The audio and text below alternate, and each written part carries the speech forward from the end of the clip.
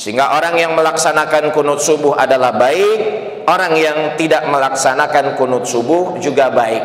Tetapi sikap kita di dalam mengambil hukum untuk diamalkan, hendaknya kita melihat apa yang berlaku kebanyakan di kalangan masyarakat.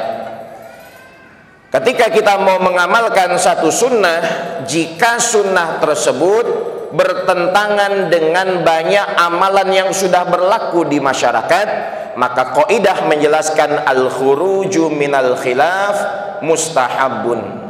Keluar dari perbedaan pendapat itu dianjurkan.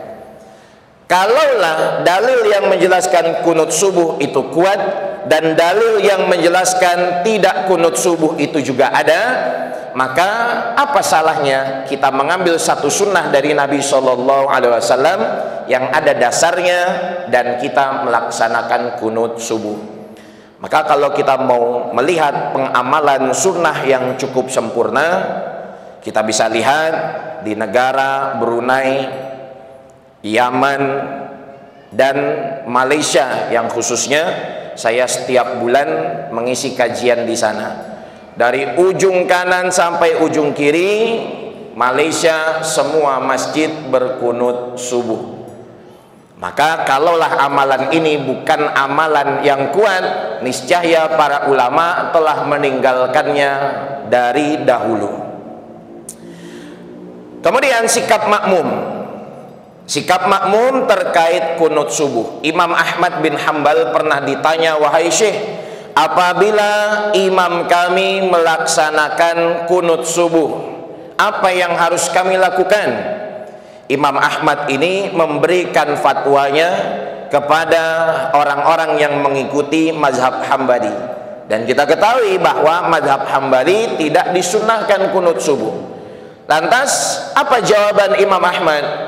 Kata beliau, dia mengikuti imam, bahwa makmum harus mengikuti imamnya. Dan begitu juga pendapat ini dikeluarkan oleh Imam Abu Yusuf dari ulama besar mazhab Hanafi. Rasulullah SAW juga menjelaskan, ju'ilal imamu liyutamma bihi, imam dijadikan untuk diikuti. Inilah kebijakan kita dalam mengikuti sholat berjamaah. Ketika imam melaksanakan kunut, maka angkat tangan, ucapkan amin. Dan itu yang mengatakan adalah sekelas mujtahid mutlak yang bernama Ahmad bin Hanbal. Maka banyak di kalangan kita hari ini yang sudah tidak mengikuti imam, entah menganggap kunut subuh ini adalah dalil yang lemah, atau dia belum sampai kepada ilmunya. Sedangkan sekelas Imam Ahmad menyuruh kita untuk mengangkat tangan dan mengucapkan amin. Ketika imam sholat, Allahumma hdina fi man hadait, diam. Wa'afina fi man afait, diam. Maka apa salahnya kita angkat tangan? Karena mengikuti kesempurnaan sholat berjamaah. Dan ulama terdahulu, meskipun di antara mereka terjadi perselisihan, mereka tidak menentang satu sama lain di dalam pengamalannya. Para jamaah yang dimuliakan Allah Subhanahu wa taala, itu yang pertama kunut subuh. Pernah satu ketika Syekh Abdurrahman Sudais pergi ke Malaysia. Kemudian pada pagi hari itu beliau diminta untuk menjadi imam sholat subuh. Kita tahu Syekh Abdurrahman Sudais ketua imam Masjidil Haram dan Masjid Nabawi, dan beliau tidak pernah melaksanakan sholat subuh di sana, tidak pernah melaksanakan kunut subuh di sana.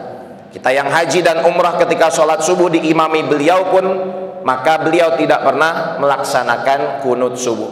Tetapi ketika beliau berada di satu negara yang mayoritas berkunut subuh, maka beliau pun membaca kunut subuh. Itu sekelas Profesor Dr. Syekh Abdurrahman Sudais. Maka sikap baik bagi kita adalah dengan mengikuti tanpa menyelisihi pendapat yang sudah berlaku di masyarakat.